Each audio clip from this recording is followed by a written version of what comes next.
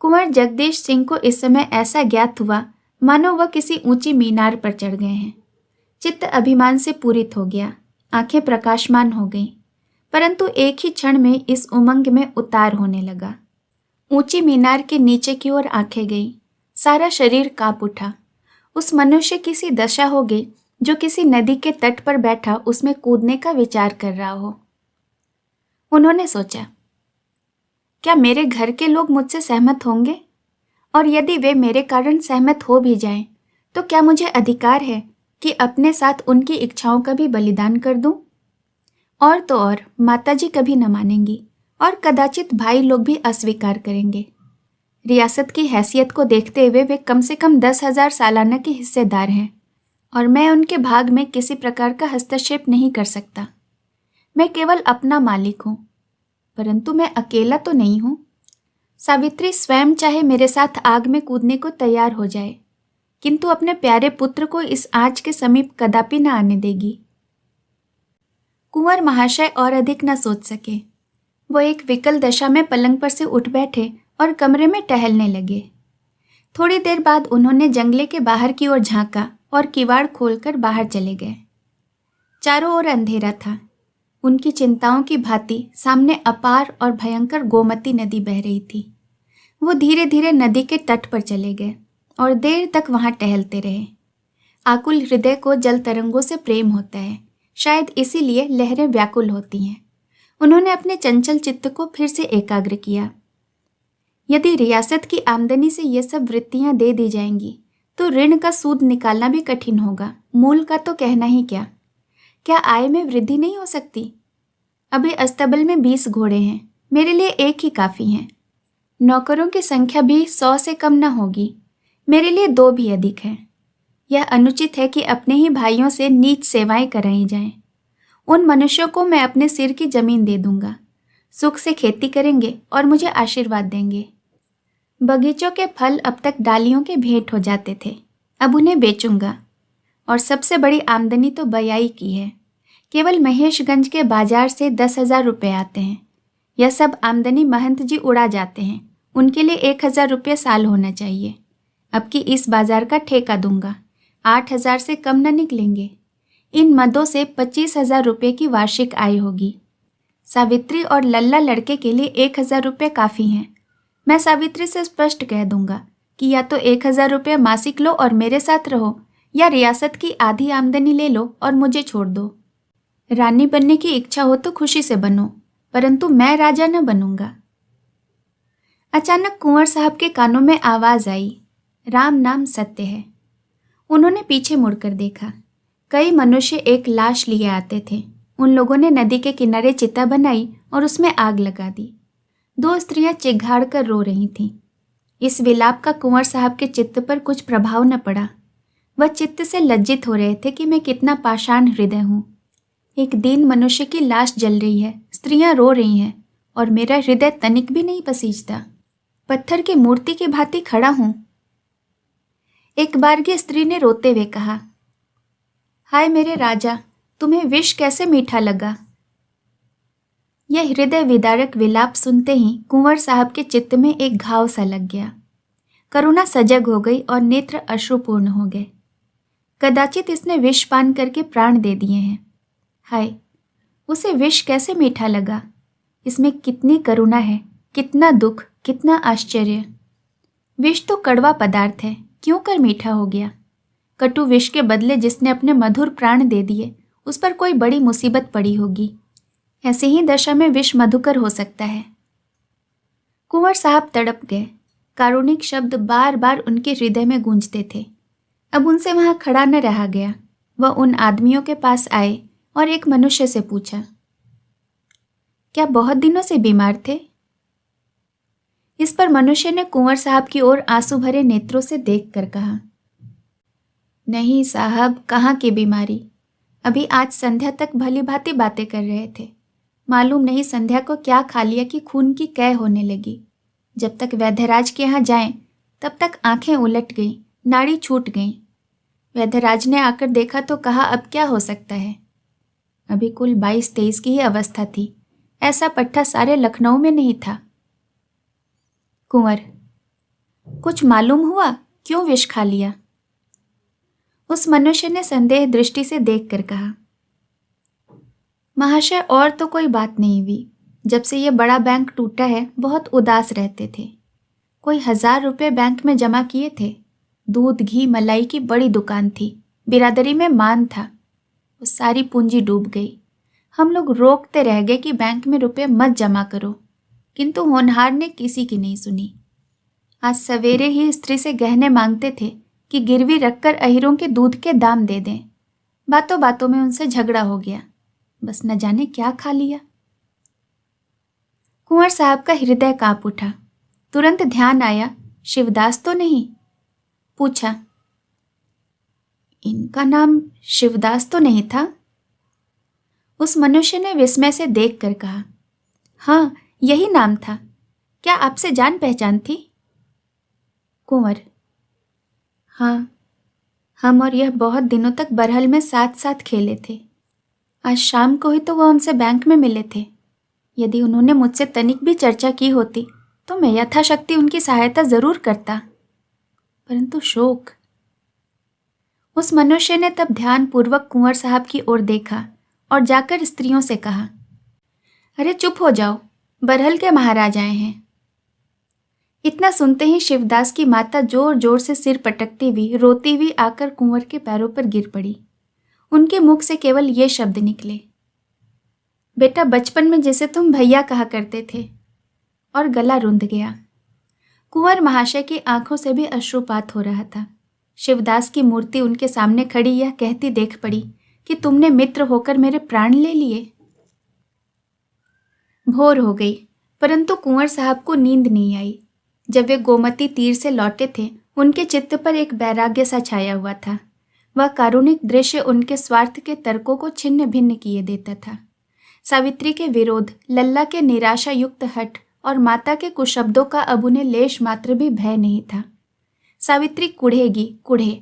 लल्ला को भी संग्राम के क्षेत्र में कूदना पड़ेगा, कोई चिंता नहीं। माता प्राण देने पर तत्पर होगी, क्या हर्ज है। मैं अपने स्त्री पुत्र तथा हित मित्रादि के लिए सहस्रों परिवारों की हत्या नहीं करूँगा। हाय, शिवदास को जीवित रखने के लिए मैं ऐसी कितनी रियासतें छोड़ सकता हूँ। सावित्री को भूखों रहना पड़े, लल्ला को मजदूरी करनी पड़े, मुझे द्वार द्वार भीख मांगनी पड़े, तब भी दूसरों का गला नहीं दबाऊंगा। अब और विलंब का अवसर नहीं। न जाने आगे यह दिवाला और क्या क्या आपत्तियां खड़ी करें। मुझे इतना आगा पीछा क्यों हो रहा है? यह केवल आत्मनिर्बलता है, वरना यह कोई ऐसा बड़ा काम नहीं जो किसी ने किया नहीं हो।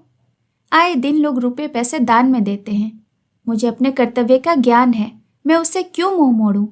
जो कुछ हो, जो चाहे सिर पर पड़े, इसकी क्या चिंता।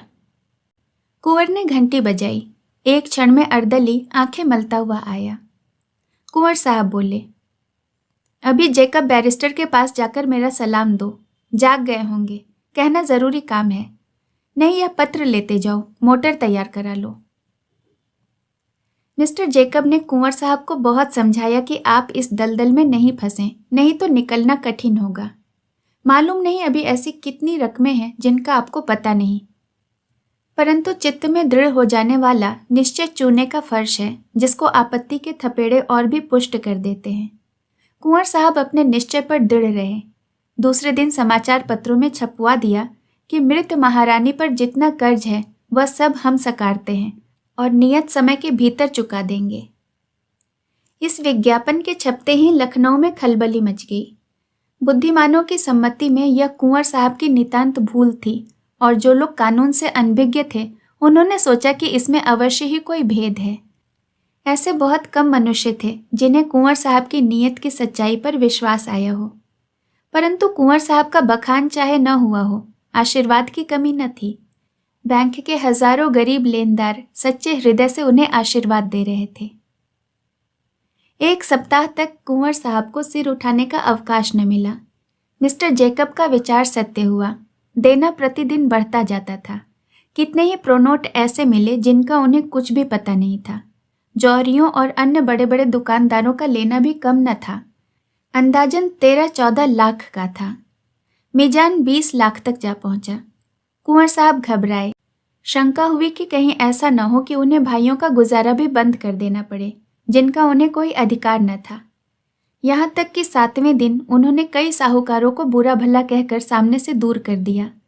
जहाँ ब्याज की दर अधिक थी उसे कम कराया और जिन रकमों की मियादें बीत चुकी थी उससे इनकार कर दिया। उन्हें साहूकारों की कठोरता पर क्रोध आता था। उनके विचार से महाजनों को डूबते धन का 1 भाग पाकर ही संतोष कर लेना चाहिए था। इतनी खींचातान करने पर भी कुल 19 लाख से कम न हुआ।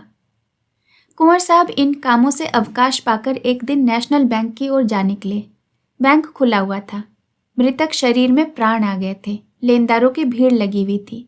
लोग प्रसन्नचित्त लौटे जा रहे थे। कुंवर साहब को देखते ही सैकड़ों मनुष्य बड़े प्रेम से उनकी ओर दौड़े। किसी ने रोकर, किसी ने पैरों पर गिरकर और किसी ने सभ्यतापूर्वक अपनी कृतज्ञता प्रकट की।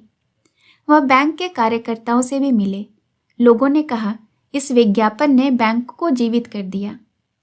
बंगाली बाबू ने लाला साईदास की आलोचना की। वो समझता था कि संसार में सब मनुष्य भला मानस है। हमको उपदेश देता था। अब उसकी आंखें खुल गई। अकेला घर में बैठा रहता है, किसी को मुंह नहीं दिखाता। हम सुनता है कि वो वहां से भी भाग जाना चाहता था, परंतु बड़ा साहब लोग बोला कि भागेगा तो तुम्हारे ही ऊपर वारंट जारी कर देंगे। अब साईदास की जगह बंगाली बाबू मैनेजर हो गए थे। इसके बाद कुंवर साहब बरहल आए। भाइयों ने यह वृत्तांत सुना तो बिगड़े, अदालत की धमकी दी। माताजी को ऐसा धक्का पहुंचा कि वो उसी दिन बीमार हो गईं और एक ही सप्ताह में संसार से विदा हो गईं। सावित्री को भी चोट लगी, पर उसने केवल संतोष ही नहीं किया, पति की उदारता और त्याग की प्रशंसा भी की। रह गए लाल साहब। उन्होंने जब देखा कि अस्तबल के घोड़े निकले जाते हैं, हाथी मकनपुर के मेले में बेचने के लिए भेज दिए गए हैं और कहार विदा किए जा रहे हैं, तो व्याकुल होकर पिता से बोले, बाबूजी, यह सब नौकर घोड़े हाथी कहाँ जा रहे हैं? कुंवर, एक राजा साहब के उत्सव में। लाला जी, कौन से राजा? उनका नाम दीन सिंह है। कहाँ रहते हैं? दरिद्रपुर। तो हम भी जाएंगे। कुंवर, तुम्हें भी ले चलेंगे, परंतु इस बारात में पैदल चलने वालों का सम्मान सवारों से अधिक होगा। लाला जी, तो हम पैदल चलेंगे। कुंवर, वहां परिश्रमी मनुष्यों की प्रशंसा होती है। लाला जी, तो हम सबसे ज्यादा परिश्रम करेंगे। कुंवर साहब के दोनों भाई 5-5 हजार रुपये गुजारा लेकर अलग हो गए। कुंवर साहब अपने और परिवार के लिए कठिनाई से 1000 सालाना का प्रबंध कर सके, पर यह आमदनी एक रईस के लिए किसी तरह पर्याप्त नहीं थी। अतिथि अभ्यागत प्रतिदिन टिके ही रहते थे। उन सबका भी सत्कार करना पड़ता था। बड़ी कठिनाई से निर्वाह होता था। इधर 1 वर्ष से शिवदास के कुटुंब का भार भी सिर पर आ पहुंचा, परंतु कुंवर साहब कभी अपने निश्चय पर शोक नहीं करते। उन्हें कभी किसी ने चिंतित नहीं देखा। उनका मुखमंडल धैर्य और सच्चे अभिमान से सदैव प्रकाशित रहता। साहित्य प्रेम पहले से था, अब बागवानी से प्रेम हो गया था। अपने बाग में प्रातःकाल से शाम तक पौधों की देखरेख किया करते हैं और लाल साहब तो पक्के कृषक होते दिखाई देते हैं। अभी 9-10 वर्ष से अधिक की अवस्था नहीं है, लेकिन अंधेरे मुंह खेत पर पहुंच जाते हैं और खाने पीने की भी सुध नहीं रहती। उनका घोड़ा मौजूद है, परंतु महीनों उस पर नहीं चढ़ते। उनकी यह धुन देखकर कुंवर साहब प्रसन्न होते हैं और कहा करते हैं, रियासत के भविष्य की ओर से मैं निश्चिंत हूँ। लाल साहब कभी इस पाठ को नहीं भूलेंगे। घर में संपत्ति होती तो सुख भोग, शिकार, दुराचार के सिवाय और क्या सूझता। संपत्ति बेचकर हमने परिश्रम और संतोष खरीदा है, और यह सौदा बुरा नहीं है। सावित्री इतनी संतोषी नहीं है। वो कुंवर साहब के रोकने पर भी आसामियों से छोटी मोटी भेंट ले लिया करती है और कुल प्रथा नहीं तोड़ना चाहती। इस कहानी को सुनने के लिए आपका बहुत बहुत धन्यवाद। दोस्तों, ऐसी और भी कहानियाँ सुनने के लिए आप मेरे चैनल को ज़रूर सब्सक्राइब करें और इसके साथ लगे बेल आइकन को भी ज़रूर प्रेस करें, ताकि मेरे द्वारा अपलोड की गई कहानियों का नोटिफिकेशन आपको मिलता रहे। जल्द मिलूंगी दूसरी कहानी के साथ। नमस्कार।